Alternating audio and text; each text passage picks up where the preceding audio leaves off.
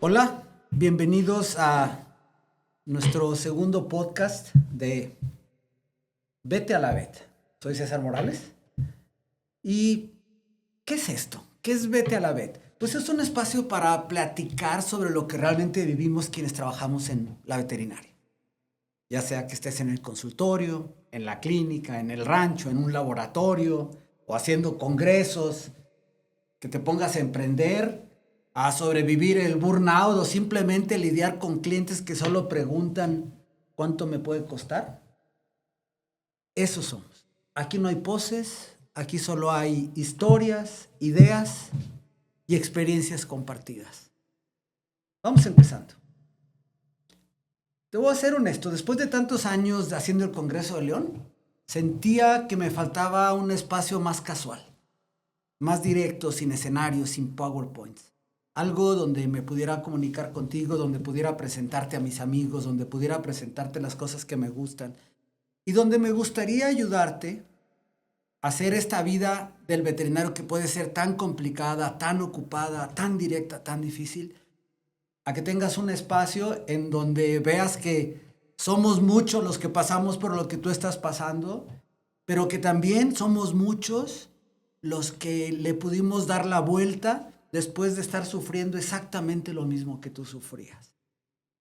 Por eso me decidí a que abriéramos este podcast que es de veterinarios para veterinarios, en donde trataremos todos los aspectos que te puedas imaginar. No soy el actor principal ni estaré siempre yo aquí. Muchas veces invitaré a otra gente a que lo haga, pero me gustaría que es tener un escenario en donde pueda hablar contigo sin límites establecidos y sin ni siquiera saber qué es de lo que vamos a hablar, porque casi siempre es una sorpresa.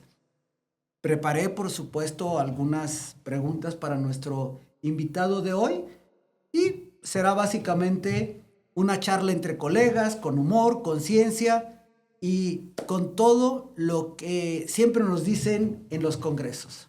Lo que cuesta, lo que duele y lo que nos mueve, todo eso vale la pena. Entonces es una idea sencilla, entrevistar colegas exitosos, colegas que se han atorado con la vida, colegas que no le estén pasando bien o colegas que les está yendo maravillosamente. Y pues tener mini secciones sobre negocios, redes sociales, un poquito de cosas de tendencia en la medicina, todo basado en los conferencistas que invitemos. Y pues quizás hablaremos un poquito de Ciencia Express o La Voz del Consultorio, o hablemos de dinero, que creo que finalmente el fin último de todo esto que hacemos pues es generarlo. Y si tú tienes una historia que quieras contar, este puede ser tu espacio. Escríbeme por redes y lo platicamos. Y antes de entrar de lleno con mi querido invitado, amigo, ahora vecino de ciudad, el doctor Rodrigo Tardón, chileno, prácticamente ahora mexicano y leonés, lo cual nos da muchísimo orgullo. Y que además, como una anécdota curiosa, un pequeño consultorio que estoy en este momento cumpliendo 40 años que lo inicié. A través del tiempo, el doctor Rodrigo le tocó llegar a ese consultorio, hacerlo un lugar de especialidad, hacerlo un lugar 24 horas, súper exitoso. Me da mucho gusto ver en lo que aquel pequeño consultorio, el Hospital Veterinario de Doctor Morales, después Vet Center, en lo que se convirtió ahora en un verdadero centro de especialidad, tanto de oftalmología como de medicina interna. Pero les voy a hacer mi recomendación de la semana. Y me encantaría desafiarte a que busques un libro muy difícil de encontrar. Es un libro que se llama El liderazgo al estilo de los jesuitas. Su autor es Chris, así Chris, como C-H-R-I-S, Lowney, L-O-W-N-E-Y. Luego en subtítulos les pondremos ahí todo eso. Y el liderazgo al estilo de los jesuitas, o el liderazgo ignaciano, se caracteriza, esto lo voy a leer para no equivocarme, por un enfoque al servicio, la autoconciencia, el ingenio, el amor y el heroísmo, considerando a todos como líderes en potencia. No se trata de una técnica, sino de un modo de vida y actuar basado en estos cuatro pilares, perdón. El estilo jesuita de liderazgo se basa en el servicio. El liderazgo se entiende como un servicio a la comunidad, con una visión clara de la misión, visión y valores de la organización. La autoconciencia. Los líderes se conocen profundamente, conscientes de sus fortalezas y debilidades. El ingenio. Se caracteriza por la capacidad de adaptarse y resolver problemas de forma creativa. Y el amor. Respeto por la dignidad y el potencial de las personas que rodean al líder. Y finalmente, el heroísmo. La valentía para tomar riesgos, enfrentar desafíos con determinación. Busquen este libro. No es fácil de encontrar, pero les va a encantar. Si no lo encuentran, me dicen y próximamente haremos un resumen. Y pues sí, entrando en materia y con esta copita que te traje, mi querido Rodri, sé que te gustan los vinos dulces, por eso hoy trajimos a la mesa un vino uruguayo, un medio y medio, que es una bebida muy rara que fusiona el champán con el vino blanco y se supone que lo inventaron algunos mercaderes navales italianos que llegaban y franceses que llegaban al puerto de Uruguay y que no les gustaban los vinos que había. Entonces mezclaron los vinos dulces que tenían con su champán y surgió este medio y medio. Espero que te guste. Esta es mi recomendación para ti de vino. Y bueno, el invitado del día de hoy es el doctor Rodrigo Tardón, de Chile para México. Yo lo bromeo porque digo que es México para Chile y Chile para los mexicanos, sin segunda intención. Rodri, muy directo. ¿Qué te impulsa a ser veterinario? ¿Tenías antecedentes?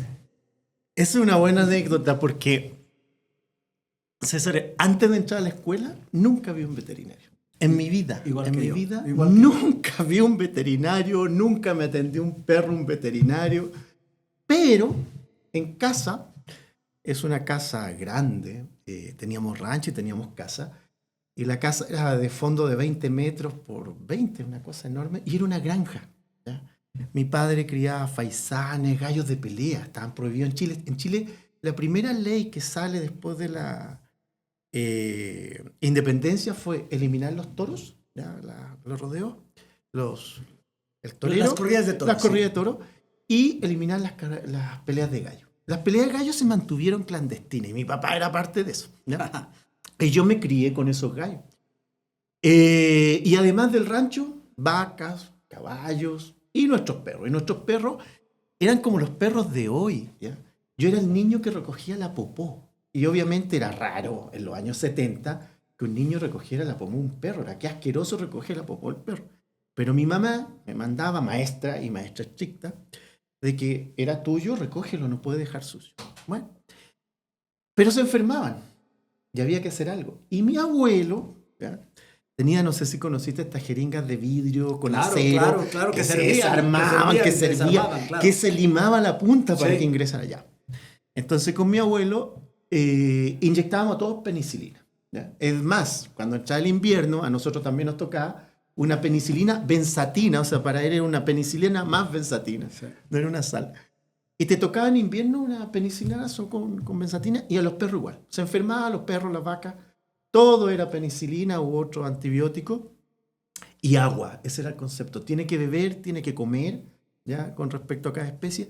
Y curábamos. Obviamente habían animales que morían y otros que vivían. Y todo eso lo criábamos en la casa. O sea, se enfermaba un becerro en el campo y llegaba a la casa. Mi casa era 2 pisos, el primer piso eran bodegas porque mi abuelo y mi padre eran comerciantes. Bueno, mi papá también era maestro.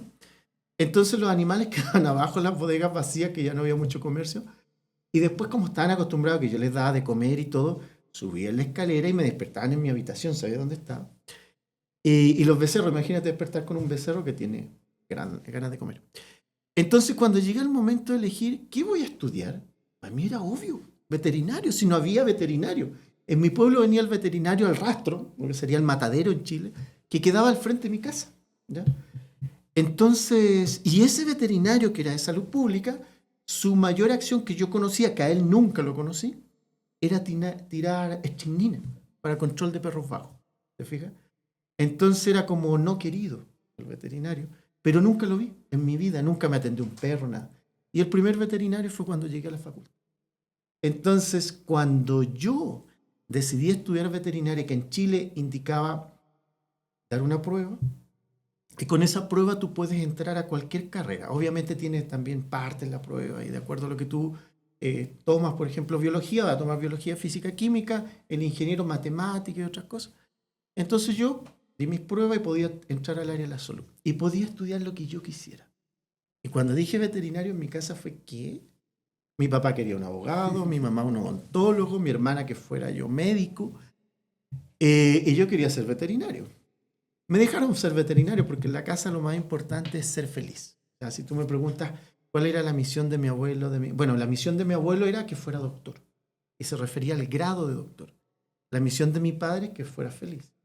Y de mi madre, que estudiara, que fuera un profesional. Lo que yo quisiera. Entonces, por eso fui veterinario. Porque no había veterinario. Y había que cuidar animales. Y los cuidé siempre, y hasta el día de hoy. Y mi padre, cuando decidí veterinario, me pidió un favor, que fuera especialista. En ese tiempo era, o te dedicabas a las vacas, o te dedicabas a los perros, te dedicabas a los cerdos, pero perro y gato, o sea, era una cosa rara. Y más encima que fuera especialista en eso, te estoy hablando en los años, mi padre murió en el 89, hasta el 89. O sea, recuerda que tienes que hacer una especialidad. 89. ¿Quién habla de especialidad en esos años? Y esa es mi historia. Ni había. No, y no había, de hecho. En América Latina no había. No había, y poco hay. Ya, poco hay. Estamos hablando de medicina y cirugía y cosas así. Brasil está más desarrollado en especialidades específicas. Pero no hay. Y te estoy hablando del año 89. ¿Ya? Por allá. Qué interesante esa historia, porque si a mí me preguntaran, yo nunca tuve... Tú tenías cuando menos vocación por los animales. Yo ni siquiera la tenía. Pero bueno, una vez que nos explicas que fue petición familiar múltiple, desde la maestra cuadrada que decía estudia, lo que sea, hasta tu padre que te decía, no solo estudies, quiero que tengas una especialidad. ¿Por qué oftalmología? Dos cosas o tres cosas, ¿por qué oftalmología? Primero que todos los que me conocen de chico, a mí me gusta, mi pasión es la neurología y la oftalmología. Okay. ¿Por qué las dos? Ahora ¿Ya? entiendo cosas. Sí, ¿por qué las dos? Porque en neuro y oftalmo nunca nos enseñaron en la escuela. Tú llegabas a la semiología, a la propedéutica, cuando te enseñaba a examinar, y neuro en el semestre que viene. Claro. Te enseñaban medicina interna y neuro y oftalmo en la asignatura que viene. Llegabas a clínica y neuro y oftalmo nunca fue. Con suerte en anatomía vimos ojo y neuro menos. Y esa era la opción, esas eran mis dos opciones. De hecho, siempre postulé a becas para las dos opciones. Oftalmo, ¿por qué oftalmo además de no haber aprendido? Mi padre era ciego. Mi papá era ciego. No era ciego de nacimiento. Mi papá quedó ciego cuando yo tenía como 10 años. Y era un saber, el por qué, el que fue. En el caso de él fue un desprendimiento de retina. En esos años se operó.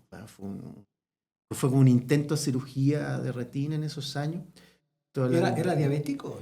Era diabético, pero más que diabético era hipertenso. Okay. ¿Ya? Pero nunca se trató la hipertensión. De hecho, quedó ciego por hipertenso. No por diabetes. No por diabetes. Andábamos en la cordillera como a 4.000 metros de altura. Se tomó unos tragos con nieve, que es muy típico en Chile. Tomar nieve, echarte sería aquí un tequilazo, que es un pico nieve sour. De la cordillera. Nieve de la cordillera, sí. O sea, nieve. Ah, verdad, que acá nieve de hielo. No, sí. nieve virgen, ¿ya? Sí. Tú la sacas, los niños la sacamos, le echamos la lechera, sí. La batimos y nos la comemos. Es una nieve natural, muy rica. Y los de edad, obviamente, le echan su pisquito, alguna combinación, y hace un trago natural con nieve de la cordillera. Y ahí le subió la presión. De hecho, veníamos bajando y él venía conduciendo y dijo, me brillan mucho los carros. Eso me acuerdo de niño, tenía 10 años. Y ahora, claro, relacionándolo, y al otro día amanece ciego, con desprendimiento total de retina bilateral. Se operó y todo, pero en esos años no se sabía que había que operar las cataratas. Y bueno, ahí quedó ciego muy temprana edad también. Pero, o sea, una tragedia generó tu vocación. Sí. Y bueno, me adelantaste ya algunas cosas. Esta pregunta va a parecer extemporánea, pero ¿me podrías decir, en poquitas palabras, quién es Rodrigo Tardón y de dónde viene? Uy, vengo de un pueblo chiquito, de 30.000 habitantes, se llama Tomé. Tomé es un pueblo textil, bueno, fue textil y de pescadores. Entre los años 70 y 80 ya murió la textilería y todo lo que era paños. Eso murió, quedó como pescador, ahora actualmente es forestal. Y de allá vengo, de un barrio pequeño, que se llama California. Porque ahí se exportaba toda la tela hacia California. Hacia California. Y ahí vengo yo, ¿ya? De ese pequeño barrio, donde era un barrio muy familiar, porque tiene una sola entrada y una sola salida.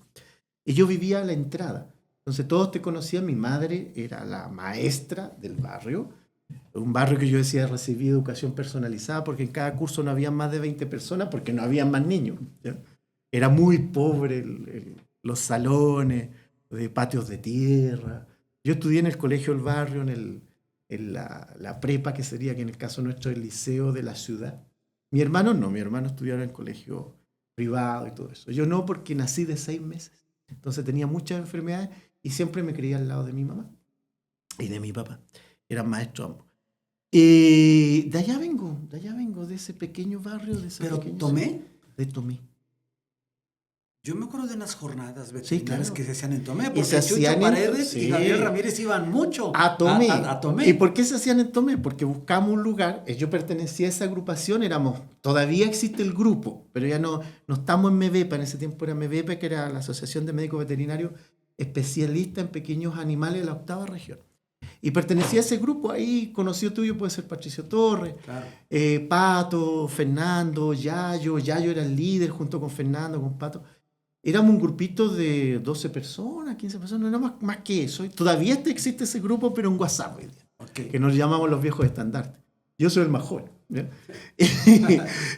Y entonces inventamos la jornada de Tomé, porque en Tomé había un lugar donde se prestaba para hacer esto con cabañas, todo. Y yo era de Tomé, y de ahí nace ese viaje, y ahí conocí a Gabriel Ramírez primero, después Gabriel llegó a Chucho, nos presentó, porque imagínate, de ese pueblo, de esa región, cómo conocer a alguien de México. Claro. Y estamos hablando, el primer MEVEPA fue en otra ciudad, fue en Quillón, el segundo partió en Tomé, y estaba Ernesto Hutter, Guillermo Couto y la doctora Díaz, que era una chilena.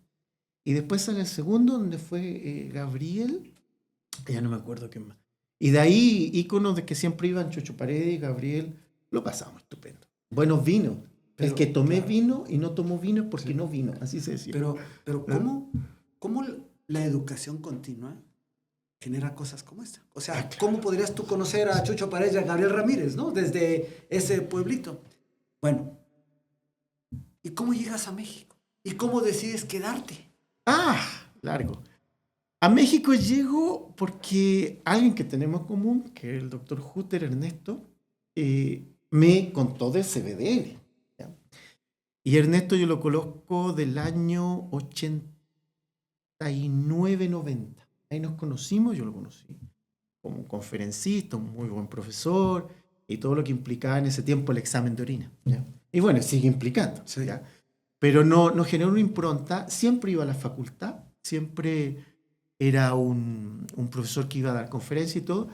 Y después pasé a ser, por cosas de la vida, yo era ayudante, me fui de la universidad 4 o 5 años, el profesor que yo era ayudante lo cesan y viene una etapa de especialización dentro de la universidad. Y ahí me invitan a la universidad. Yo fui y con una condición, yo quería ser especialista. Cuando me entrevistan, yo digo, ¿sabes qué? Yo vengo a la universidad, trabajo en la universidad, siempre y cuando me permitan hacer una especialidad. Que era la única forma en Chile de salir de Chile. Luego de eso pasan los años, hice mi especialidad en España. Y cuando en España conozco a mi mujer actualmente, a Bere, pero siempre fuimos grandes amigos. Nunca la miré como nada, ni ella a mí. ¿Ya? Yo odiaba a las mujeres, yo odiaba a los hombres. Y Ernesto te convence, yo creo, y me trajo acá al joven Rodrigo, eso fue el año 2012. 2012, de tiempo. 2012, y cuando vengo, me acuerdo de ver que vivía en León. Y le digo, flaca, juntémonos, salgamos. Y salimos muchos años, pero te prometo que nunca la miré con más que una colega muy inteligente, muy buscadora de especialidad. Mis dudas, ¿eh? ¿Te fijas? No, claro que ¿sabes muy tú bien que esa historia. sí, claro. Entonces, siempre me llevaba bien con ella porque ella odiaba a los hombres, yo odiaba a las mujeres, hablábamos mal de los hombres, las mujeres, entonces salimos muchos años. Y por ahí, por el año 2000, yo llegué al 18, 2016, a un CBDL, de broma, le robé un beso en el callejón del... Mira, de lo que se vino a enterar. De broma. Porque llevamos unos gringos, no me acuerdo quién llevamos, pero eran invitados de neurología. Y le dije, no. Fernando Pellegrino. Probablemente. Claro. Creo que fue Fernando. Que siempre quería invitar. Sí. Creo que fue Fernando. Y de broma le dijimos, oye, hay que darse un beso acá. Y le robé un piquito. ¿Ya? Pero así, un beso entre amigos, no pasa nada. Y de ahí nos miramos diferente. Y la historia cuenta, mi historia, que ella luego me robó un beso. Luego al año siguiente. Eso fue el 2017, 2010. Bueno, el 18 llegué acá. Y el 18 decido emigrar, me aburrió la universidad. Me aburrió. Y otros problemas más que tenía en Chile. Y emigré. Y de eso hace 7 años. Y hoy día estamos a primero. 7 años y 13 días. Les voy a poner un poquito en contexto. El doctor Rodrigo Tardón actualmente, y desde hace varios años, es nuestro coordinador del área de oftalmología. Ha escrito varios de los libros de oftalmología que hemos dado en los diferentes congresos. Y la doctora Berenice Gómez fue mi mano derecha 20 años. Desde que terminó la escuela, se fue a especializar, se fue a España, donde conoció a Rodrigo. Intentó trabajar para la industria, puso su propio negocio, pero siempre de una u otra manera ella necesitaba más recursos para trabajar y siempre regresaba a lo que finalmente terminó por ser Vet Center. Y bueno, las coincidencias de la vida, que Rodrigo se viene a México, se empareja con Berenice y acaban los dos en Vet Center, lo cual a mí me da muchísimo gusto. Rodri, tú que conoces muy bien ambos mercados, ¿cuáles serían las principales diferencias entre la profesión veterinaria en Chile y en México? México es un gran capital, no solamente humano, en número, sino también en educación. Y quiéralo o no, toda América es la puerta trasera de Estados Unidos, pero ustedes están en la puerta. Así es, ¿ya? somos el picaporte. Exactamente, y además de eso, México, tiene a CBDL y tiene otros sistemas de educación continua mucho más avanzados. La especialidad en México es la UNAM, que creo que fue la primera en sacar especialidad en perro y gato, medicina y cirugía. Es un concepto que después nace en Chile.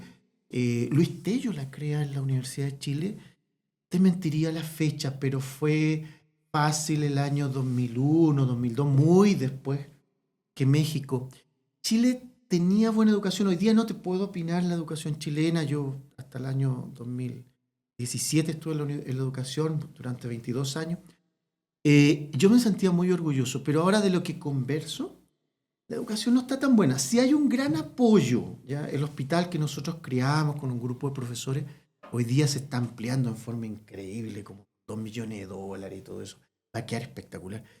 Pero México, primero, es el país más grande de Latinoamérica, sacando a Brasil, ¿no es cierto? Sí, del grupo. Técnicamente es el más grande. Es una población enorme. Chile es Ciudad de México, y menos. Y seremos 20 millones hoy día. Entonces, la oportunidad de México de crecimiento es enorme. Pero, la educación no la siento uniforme.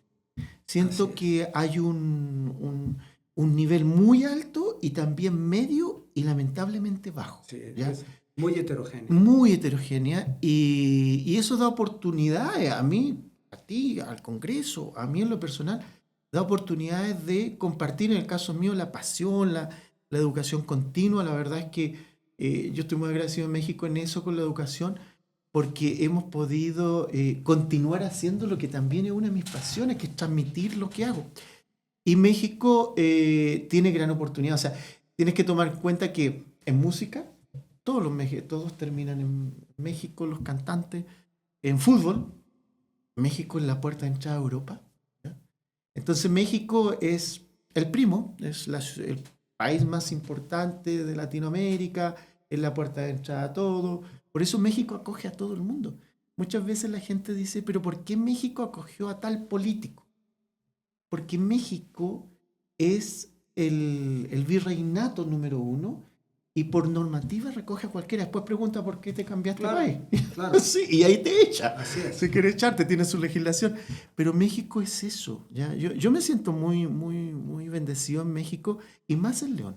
Me siento muy orgulloso de León, me siento más leonés hoy día, cada día más. Mira, qué orgullo. Sí. Y bueno, hay siempre ese vínculo, o sea, León particularmente tiene una gran historia de refugiados polacos.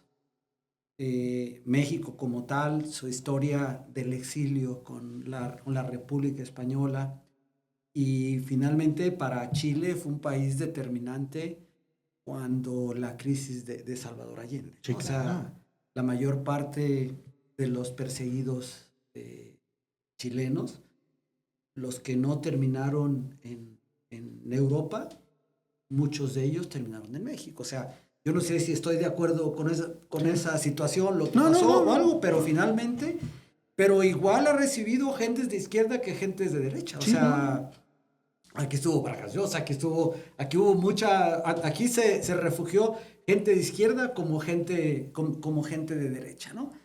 Bueno, avanzando en esto, seguramente toda esa gente que te sigue, yo veo lo popular que eres en redes sociales, necesitas tener muchos Facebooks, ahora ya como figura pública no, pero cuando nada más podías tener 5,000 amigos, tenías que crear otro y otro. Esa gente seguramente le gustaría escuchar algún consejo tuyo de cómo ser un triunfador en esta profesión.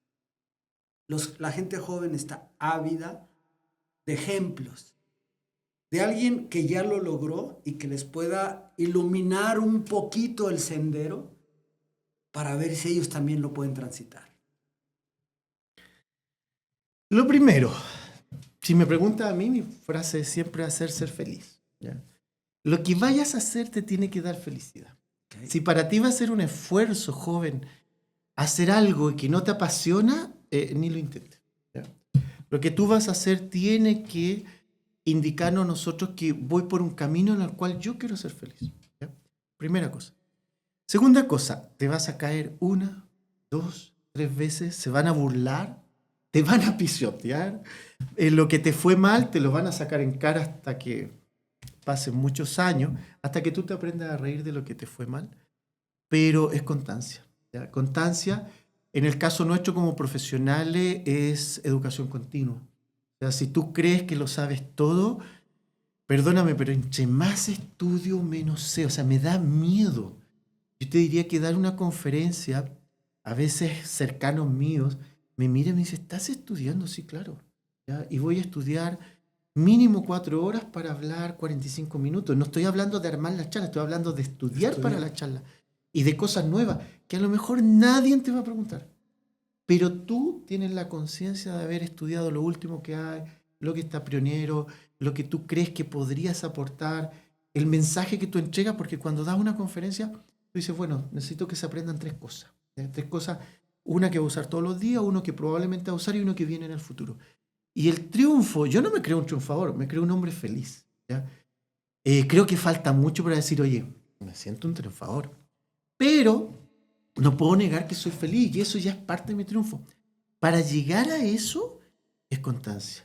Constancia, aprender a llorar, aprender a reír, aprender a pedir favores, aprender a pagar los favores, que muchas veces cuando alguien te hace un favor de verdad, no quiere que se lo pagues, quiere que tú pagues en otro. En otro, claro. Que lo entregues en otro, que tires la mano. Virtuosos. Claro, ser dadivoso, entregar la mano, que ves a alguien en el suelo, levántalo. Que ves a un colega que se equivocó, enséñale. Hazlo saltar tiempo, lo que a ti que te costó aprender 1 año, 2 años, y tú se lo entregas en 10 minutos, entrégaselo al corazón. No le guardes como al profesor que tenía el libro gordo debajo de la mesa. No, tú enséñale el libro gordo y dile, mira, aquí está subrayado. Eso no. Yo tenía maestros que quitaban la etiqueta de los frascos cuando íbamos a inyectar el ganado. Rodri, diste una palabra clave, felicidad. Yo creo muchísimo en eso.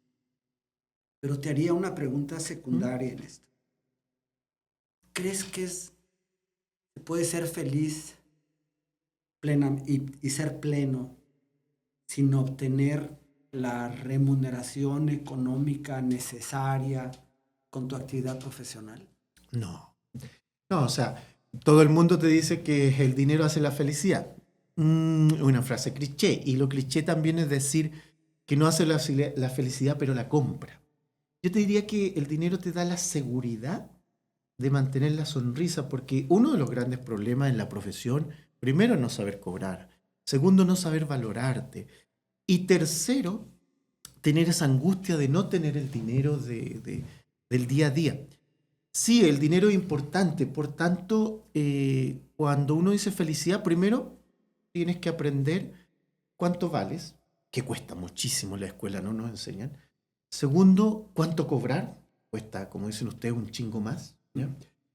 Y una vez que llega a ese equilibrio, la vida te va permitiendo, primero, comer. Ya que cuando yo a mis estudiantes les enseñaba, les decía, mira, vamos a estudiar estos 3 puntos que te va a dar de comer.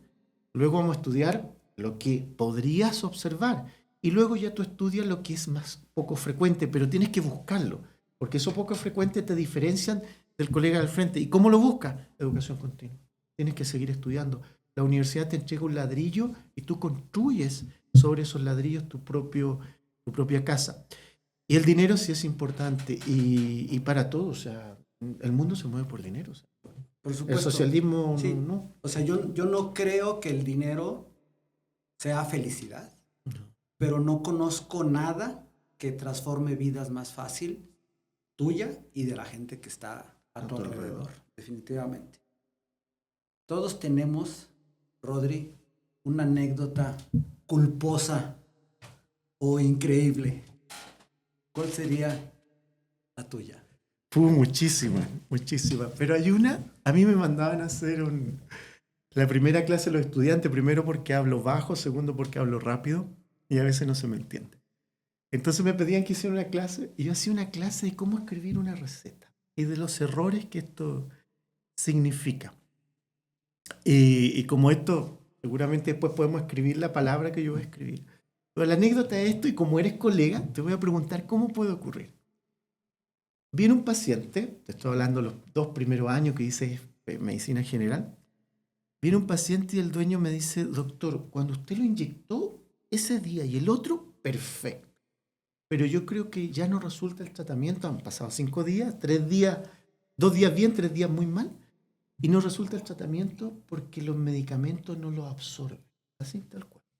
Y no los digiere. Me dijo, no los absorbe y no los digiere. Y lo miré, obviamente sonriendo, joven, yo terminé a los 21 años la carrera. Y me dice, como yo sabía que se iba a sonreír, aquí le traigo la popó. Y la cápsula que usted le indicó, aquí está. Y yo miro, y dentro de su edificación, la cápsula, tal cual. Y el joven tardó y empieza a pensar, ¿cómo entró por aquí y salió por aquí? ¿Cómo lo explicas? Algo tan simple. Estás aquí en la consulta y te dije, tome doctor, no absorbe sus cápsulas. ¿Qué dirías tú? El error fue mío. O sea, se la dio por vía rectal. Si hubiera sido un supositorio o un líquido sería maravilloso porque es una vía de tremenda absorción. Claro. Pero no tiene los elementos para la cobertura de la cápsula, que está hecha para eso, precisamente. Entonces, para que no se deshaga. Cuando yo miro eso, pienso, ¿no se lo estará dando por vía rectal? Y le pregunto, perdón, ¿cómo la administra? No, me dijo 2 veces al día. Tomo la cola, la levanto y así no. A ver, deme la receta. Es que dice, mire doctor, aquí dice una cápsula vía anal. Y yo miro, dice, sí. Y ahí me compré las primeras impresoras de punto, no sé si las conociste, claro. que y tenían un rollito al lado que giraba. De ahí vamos a escribir ahí cómo escribo yo oral y por qué lo hizo así. Eso primero. Espérate. Luego de eso, los fines de semana, para ganar dinero, yo me dedicaba a los grandes animales. Y estábamos esterilizando, capando, dicen, no sé si acá capar significa eso, capando toros, novillos. Y estábamos en el campo y los chilenos van a entender el vocabulario. El vocabulario de la gente del campo le decían, oigan Juan, ya van a ser las 12. ¿Qué? Oigan Juan, ya van a ser las 12. Que decían, oiga don Juan, van a ser mediodía. Entonces, y de repente don Juan se pierde. Yo tenía 21, 22 años. Entonces va y me dice un obrero, me dice, doctorcito, pregúntele a don Juan cómo le fue. Y digo, ¿por qué? Pregúntele cómo le fue con la medicación. Ya, pues llega don Juan y digo, hola don Juan, ¿y cómo le fue con la medicación? Usted también, doctorcito. Y aquí va a haber un problema de lenguaje. Usted también, doctorcito. ¿Pero por qué tanto? ¿Pero cómo le fue? Mire, me dijo, tiene un poquito gusto a esperma, pero me lo tragué igual. Bueno, esperma en Chile es vela, la cera. Cera de la... Tiene un gusto a cera de vela, pero me lo tragué igual. Lo miro, a ver, don Juan, ¿qué está haciendo? A ver, muéstrame su medicación. Y eran supositorios. Entonces digo, no, don Juan, ¿y cómo se ha sentido mal? Pues me dijo, esto no hace efecto. Digo, no, don Juan, esto va por allá. No, me dijo, ¿cómo se ocurre a mi edad? Pero dice, ¿cómo se me ocurre a mi edad? No, le dije, ya, vamos a la habitación, yo le ayudo, si usted no... No, vamos. Y claro, y él se puso su supositorio y lo dejé ahí sentado 10 minutos. Le dije, ¿cómo se siente? Ahora me siento mejor, no tengo fiebre y no me duele. Claro, le digo, esto es como una inyección intravenosa, va por detrás. Y ahí en esas clases yo hacía los errores de una receta, y eso y otros más, o sea, pero eso es más, tanto error veterinario como error humano, ¿ya? La receta es el único documento que queda después de una consulta. Y es un documento, por lo menos en mi país, un documento legal, que lo primero es que el medicamento no le va a hacer mal, lo segundo es que es el mejor indicado para un paciente. Es una anécdota muy interesante. Rodri, yo creo que eres el primer chileno que conozco que en el tiempo que tenemos platicando, que son 30 minutos, no ha dicho huevón una vez. ¿No dices huevón? ¿Se te quitó ya? ¿O? No. Yo me quité el huevón, el po. Tengo que estar muy, muy en confianza para que se me salga. Me lo quité hace muchos años, pero fue el cachai y todo eso se me quitó, excepto cuando me junto con chilenos o converso muy rápido con mi hijo. Muy en confianza. ¿Cuándo me lo quité? Cuando estaba haciendo mi doctorado en España y llegaron unos colegas ecuatorianos y a cada rato decían mande, que ustedes también lo usan. Pero ni siquiera decían mande, decían mandi. Mandi. Y yo lo encontraba y lo miraban y eran profesionales que iban a entrar a la maestría. Y decía, yo me veré como ellos, ¿ya?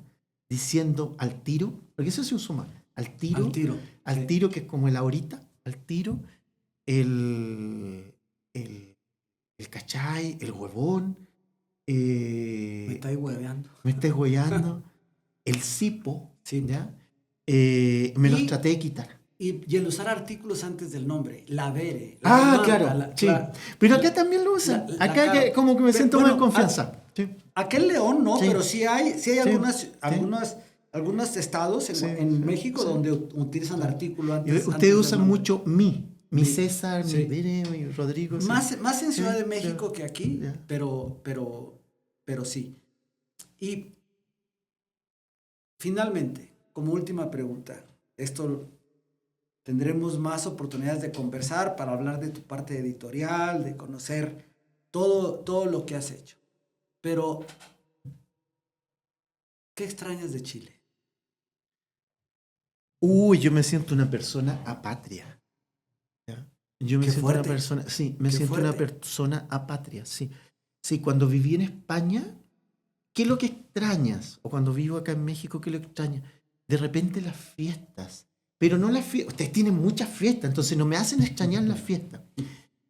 Pero algunas costumbres de algunas fiestas. Comida no. Mira, las personas extrañamos la comida y extrañamos a las personas. ¿Ya? La comida no la extraño porque cocino. Ya logré que un carnicero hiciera los cortes que yo quería, ya logré comprar los vegetales, los productos que yo necesito para cocinar. Aprendí a cocinar con mi madre, mi hijo cocina mucho mejor, también aprendió a cocinar con mi madre. Entonces, ¿qué sucede? Que el sabor de mamá, que es el que te atrae muchas veces y te trae recuerdos, que son esos pensamientos que nacen en la cabeza y terminan en el corazón, de Ricordi, vuelvo a vivir en casa. ¿Ya? Y cocino mucho. Yo diría que yo cocino más en casa. Entonces mis recuerdos de sabor están ahí. ¿Cómo lo mexicanizo? Porque lo he hecho chile. Sí. Lo he hecho chile para que tenga el aspecto mexicano. Entonces, no he hecho mucho de menos Chile. O sea, ¿qué he hecho de menos? El marisco. El marisco de acá lo suplemento con el camarón, pero el marisco de allá es más fuerte, tiene un sabor más fuerte. Puede ser el frío, ¿ya? Es mi teoría. Allá en Chile no hay marisco y los camarones son muy caros. Entonces, para mí es una delicia comer un camarón. Y acá es muy accesible. Ya son machas, ¿no? No, las machas son machas. Sí. La macha es un bivalvo, Sí, no es un crustáceo, bivalvo, sí. es un bivalvo. Y por ejemplo, ya que viene el ejemplo, las machitas las he hecho mucho de menos, Sí. una machita. Los chorozapatos, que el mismo choro acá sí, pero es así, ¿ya? Muy sabroso, muy fuerte. ¿El mote con huesillo? Lo puedo preparar porque el mote con huesillo es el maíz, o sea, es trigo, pero preparado como preparan ustedes el maíz para pozole. Sí. Entonces cuando extraño eso, y el huesillo es durazno deshidratado al sol. Sí. Entonces no lo extraño. Tal vez los picarones, porque se hace con chancaca, pero ustedes tienen el piloncillo. Sí. Entonces el piloncillo se parece muchísimo, un 90% a la chancaca. Entonces la cocina, que es lo que te trae al corazón, no lo puedo replicar. Y los otros son personas. Pero en Chile me quedan 3 sobrinos y se acabó. ¿Sigue Nacho contigo acá? Sí, no, Nacho se vino a vivir conmigo, es feliz, ya tiene novia mexicana, mi hijo, sí. Ya es más mexicano que yo, de hecho, habla mexicano y de repente me dice cosas. Le digo, a ver, para, yo no te entendí ni una wea, Leo. Tú hablas mexicano porque me dice, va. Y digo, ¿va? ¿Qué es va? Sí. Bueno, pues de una manera corta, que hay mucho más que hablar. Salud, Rodri. Salud, por la vida, por nuestra amistad, por el tiempo que tienes aquí, que te disfrutamos mucho. Pues con esto damos fin a este episodio. Y pues solo quiero decirles gracias por darle play, ¿no? Ya sea en YouTube, en Instagram, en la plataforma que lo puedan ver. Si les gustó, suscríbanse. Compártanlo con su equipo, compártanlo con su familia, en sus grupos de WhatsApp. Y pues escúchalo mientras estás de guardia, mientras vas manejando a tu trabajo, cuando vas camino al rancho si ves grandes animales.